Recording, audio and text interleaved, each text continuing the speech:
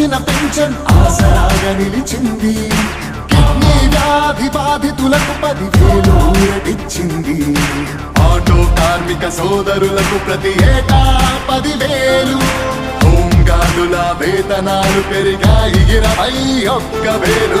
ఆశా వర్కర్ల ఆశలకు ఓ ధైర్యమిచ్చే ప్రభుత్వం. పారిశుద్ధ్య కార్మికుల గుండెల్లో నిలిచిపోయే మన జగన్ ప్రభుత్వం. జనం ప్రభుత్వం, ప్రభుత్వం, ప్రభుత్వం, జగనన్న ప్రభుత్వం, ప్రభుత్వం, ప్రభుత్వం, ప్రజా ప్రభుత్వం, ప్రభుత్వం, ప్రభుత్వం, ప్రగతొకటే లక్ష్యం, ఒకటే లక్ష్యం, ఒకటే లక్ష్యం. 75% స్థానికులకి ఉద్యోగ అవకాశం, 50% మహిళలకు రిజర్వేషన్ల రూపకల్పనం. నాడు నేడు మనబడి భావితరాలకు బంగారు పథకం. స్పందనతో జన కష్టాల్ని తీర్చకదిలే అధికార యంత్రాంగం. చెప్పాడంటే చేస్తాడంటే మాటిచ్చాడంటే నెరవేర్చును అంతే. మధ్యముపై మొదలైన యుద్ధం విజయదారులను చూపే. 1000 దాటితే ఆరోగ్యశ్రీ ఎందరికో దైవమయ్యే.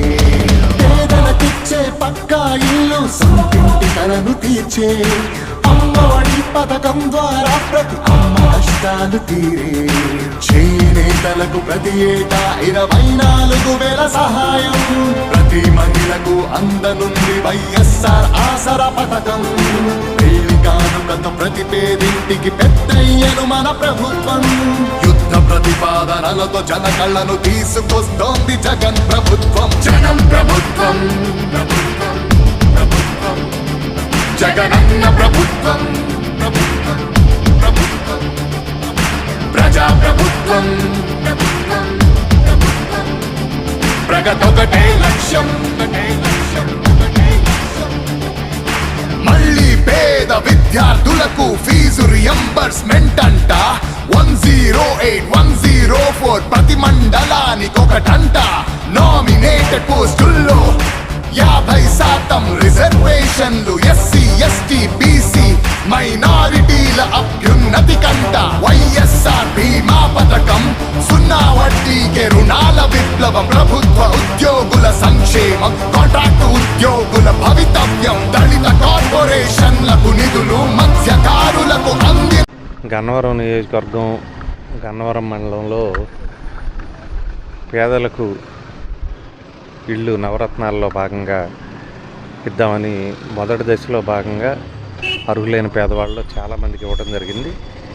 అయితే రెండో దశలో ఇవ్వటానికి భూములను గుర్తించే క్రమంలో అనేక భూములు, చెరువులు కానీ, గ్రామంలో ఉన్నటువంటి చెరువులు కానీ, ప్రభుత్వ భూములు కానీ, ఇవన్నీ కూడా అనేక సంవత్సరాల నుంచి కూడా అనేక మంది రాజకీయ నాయకులు లేకపోతే ఇన్ఫ్లుయెన్షియల్ పీపుల్ వీళ్ళందరూ కూడా ఆక్రమించుకొని ఉన్నారు ప్రభుత్వ భూములు. ఇవన్నీ కూడా పేదలకు పంచాల్సినటువంటి భూములు, పేదలకు ఇళ్ల పట్టాలు ఇవ్వాల్సినటువంటి భూములు, ప్రభుత్వ భూములు, వీటన్నిటిని కూడా ఆక్రమించుకున్నారని స్పందన కార్యక్రమంలో, అట్లాగే జగనన్నకు చెబుదాం కార్యక్రమంలో వివిధ గ్రామాల నుంచి వాళ్ళ పేర్లు చెప్పొద్దని చెప్పి వాళ్ళు కంప్లైంట్లు రైజ్ చేయటం, వాటిని పరిశీలించడానికి రోజు స్థానిక ఎంఆర్ఓ గారితో పాటు ఎంపీపీ గారితో పాటు మేము వచ్చి చూసినప్పుడు ఇక్కడ స్థానికులందరూ కూడా ఇవన్నీ కూడా ఆక్రమణకు గురైనటువంటి భూములే, వీటన్నిటినీ కూడా పేదలకు పంచాల్సి ఉంది. పేదలకు పంచకుండా కొంతమంది పెద్ద పెద్ద వాళ్ళు వీటికి ఫెన్సింగ్లు వేసుకొని వాళ్ళ ఇన్ఫ్లుయెన్స్తోనో, వాళ్ళ డబ్బుతోనో, పరపతితోనో వీటిని ఆక్రమించుకొని ఉన్నారని చెబుతూ ఉన్నారు. వీటన్నిటిని సర్వే చేసి లా అండ్ ఆర్డర్ ప్రకారం, రెవెన్యూ యాక్ట్ ప్రకారం ఎట్లా ఉంటే ఆ రకంగా డిపార్ట్మెంట్ చర్య తీసుకుంటుంది. వీటిలో అర్హులైనటువంటి ఏ భూములు అయితే ఎలిజిబుల్ ఉన్నాయో వాటన్నిటిని కూడా పేదలకు పంచడం జరుగుతుంది. ఉన్నాయి అంటే కొన్ని చెరువులు ఉన్నాయి, సూరాయి చెరువు అని, అట్లాగే పెరుమాళ్ళకుంటని, గంగినేని చెరువు అని, కొత్త చెరువు అని, ఇవన్నీ కూడా పూర్తిగా